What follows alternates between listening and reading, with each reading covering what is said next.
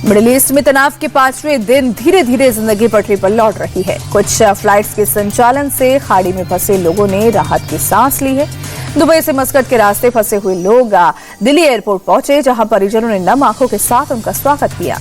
जंग के शोर से भारत में सुकून भरी लैंडिंग के बाद लोगों की आंखें भर आई। इससे परिवारों की त्योहार की खुशियां दोगुनी हो गई हैं। बीएलए ने 31 जनवरी को पकड़े गए सभी 7 पाकिस्तानियों को मार दिया है। बीएलए ने कैदियों की अदला बदली के लिए पाकिस्तानी सरकार को डेडलाइन दी थी, लेकिन जब पाकिस्तान ने कोई जवाब नहीं दिया तो बीएलए ने सभी पाकिस्तानी सैनिकों को मौत के घाट उतार दिया। बीएलए के दावों के मुताबिक कैदियों को ऑपरेशन हिरौफ के दूसरे फेज के दौरान पकड़ा गया था। हालांकि अपनी किरकिरी से बचने के लिए पाकिस्तान ने अपने ही सैनिकों से मुंह फेर लिया था और कहा कि ये हमारे जवान नहीं हैं। ईरान जंग के बीच पाकिस्तान पर संकट गहराता जा रहा है। तालिबान के लड़ाके तेजी से पाकिस्तान की ओर बढ़ रहे हैं। पाकिस्तानी चौकियों पर कब्जा जमा रहे हैं। तालिबान के लड़ाकों ने पाकिस्तान के 8 चौकियों पर कब्जा जमा लिया है। तालिबान के लड़ाके मुनीर की फौज पर कहर बनकर टूट रहे हैं। तालिबान का दावा है कि अब तक 100 से ज्यादा पाकिस्तानी सैनिकों को मार गिराया गया है और 25 से ज्यादा पाकिस्तानी सैनिक चौकियों को कब्जे में ले लिया है। मिडिल ईस्ट वॉर ने दुनिया की टेंशन को बढ़ा दिया है। कच्चे तेल की कीमतों में जबरदस्त उछाल देखने को मिल रहा है। इंटरनेशनल मार्केट में कच्चे तेल के दाम में 12% की तेजी देखने को मिली।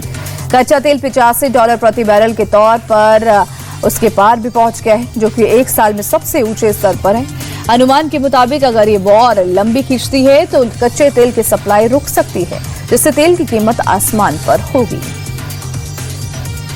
ईरान जंग को लेकर उद्धव ठाकरे की पार्टी का बयान सामने आया है। उद्धव ठाकरे की पार्टी का कहना है कि यह जंग अभी खत्म नहीं हुई है और नहीं होगी, बल्कि यह युद्ध लंबा चलेगा।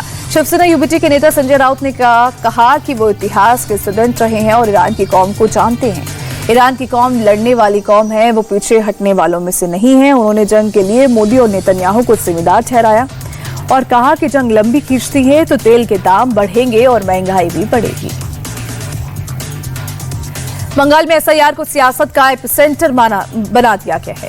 सत्ता में बैठी टीएमसी पहले से ही इसके विरोध में खड़ी है, तो दूसरी तरफ विपक्ष भी चुनाव आयोग को जमकर घेर रहा है।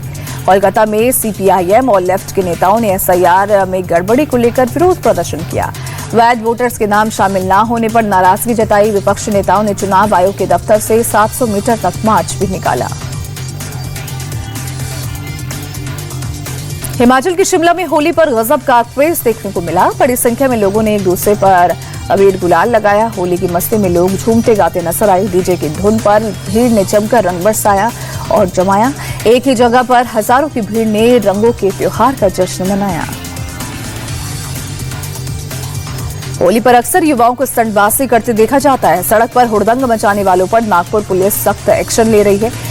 नागपुर में एक युवक ने बीच सड़क पर बाइक से स्टंटबाजी की। बाइक पर खड़े होकर 2 बसों को ओवरटेक किया। युवक का पीछा कर रही पुलिस की टीम ने पहले तो घटना का वीडियो बनाया और उसके बाद युवक को हिरासत में ले लिया। अब उस पर रैश ड्राइविंग के तहत कार्रवाई की जा रही है।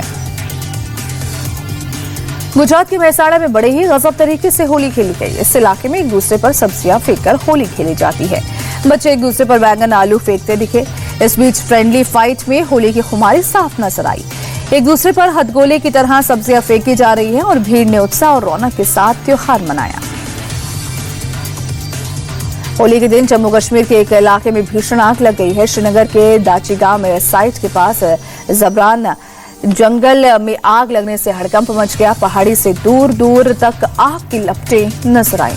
आसमान में विशाल धुएं का गुबार उठता दिखा। घने पहाड़ में सूखे पेड़ों की वजह से आग तेजी से फैली।